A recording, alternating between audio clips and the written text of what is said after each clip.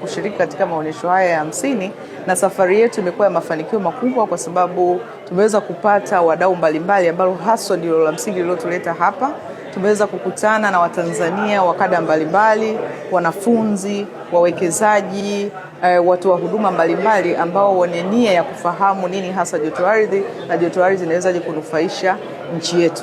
Kwa hiyo tumekuwa na safari ya mafanikio tukikutana na makundi hayo mbalimbali na kuweza kutoa elimu na namna gani tunaweza tukashirikiana na hawa. Kwa hiyo tunatoa wito kwa Watanzania na hata wasiokuwa Watanzania ndani na nje ya nchi wenye nia ya kuwekeza katika nishati hii, wanakaribishwa.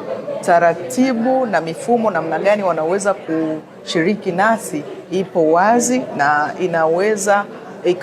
ipo wazi na wanaweza kupata mwongozo wa namna gani tunaweza tukashirikiana, na tungependa kutoa wito waje kwa wingi. Sisi tunawakaribisha na tutaendelea na hili zoezi letu hata katika mitandao yetu ya kijamii kuendelea kutoa elimu na kutoa hamasa kwa wawekezaji. Nishati jadidifu ina faida nyingi, lakini kubwa hasa hii ni nishati ambayo ni rafiki kwa mazingira, na pia tunaposema lile neno jadidifu manake hii ni nishati ambayo tunasema ipo kadri unapoendelea kuitumia na yenyewe inaendelea kuwepo. Kwa hiyo ina manufaa kwa maana kwamba ya uwepo wake kwa muda mrefu na ikaendelea kutumika. Endelea kuwakaribisha, na katika maonyesho ya 88 sisi kama TGDC tutashiriki na tutaenda kumuonyesha Mtanzania na wadau mbalimbali namna gani hii nishati ya joto ardhi inaweza ikasaidia katika kilimo na shughuli zote zinazoambatana na mazao ya kilimo. Kwa hiyo ningependa niwakaribishe Watanzania, karibuni sana kwenye sherehe za 88